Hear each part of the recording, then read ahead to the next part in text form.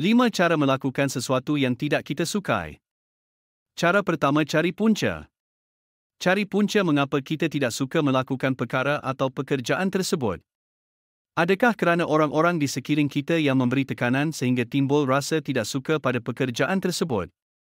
Atau adakah kerana ada pengalaman tidak baik dengan perkara tersebut sehingga kita jadi benci melakukannya? Jika sudah mengenal pasti punca kita tidak menyukainya, maka barulah dicari cara untuk mengatasinya. Seperti yang dikatakan oleh Anthony J. D'Angelo, apabila ingin menyelesaikan masalah, gali hingga akar umbinya, jangan hanya memangkas daunnya.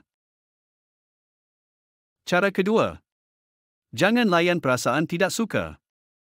Kita cenderung untuk memikirkan yang tidak baik. Kita suka menyokong perasaan negatif sehingga perasaan itu semakin berganda-ganda di dalam diri.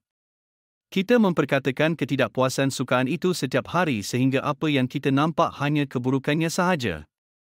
Mata kita sudah buta untuk melihat kebaikan perkara tersebut. Sedangkan kita tahu setiap perkara yang terjadi, pasti ada suatu pengajaran dan manfaat yang boleh kita ambil sebagai bekalan di masa hadapan. Ubah pemikiran anda dan anda akan mengubah duniamu. Norman Vincent Peale.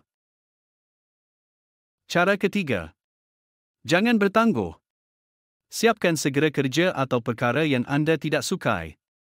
Semakin lama anda menangguhkannya, semakin bertambah rasa tidak suka dalam diri. Ini kerana banyak perkara yang harus kita lakukan sama ada kita menyukainya ataupun tidak. Bukan semua perkara dalam dunia ini kita boleh tinggalkan begitu sahaja.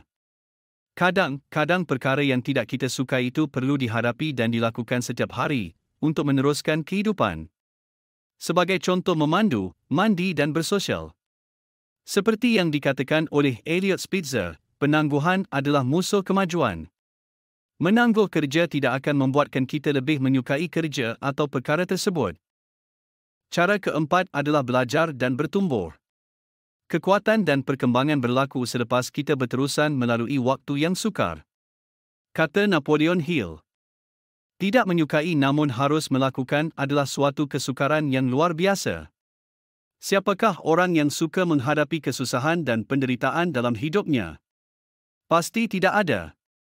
Jika ada, itu bukan manusia yang normal. Kita tidak suka namun kita harus menghadapinya. Dalam proses inilah kita perlahan-lahan menumbuhkan rasa suka dan rasa sayang terhadap apa yang kita lakukan. Namun kita harus bersedia memberi ruang dalam hati untuk rasa suka itu. Jangan menutup hatimu. Jika membenci, jangan sepenuhnya. Jika mencintai juga jangan sepenuhnya.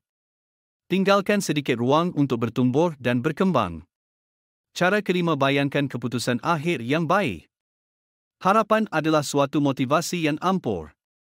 Kita berharap segala usaha kita, segala keringat dan kepedihan kita, dalam melakukan sesuatu yang tidak kita sukai memberikan hasil yang positif.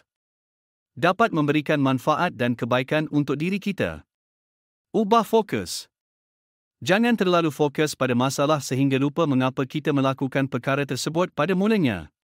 Esther Genochalis berkata, apa yang anda fokus akan berkembang. Jadi fokus apa yang anda mahu, bukan pada apa yang anda tidak mahu.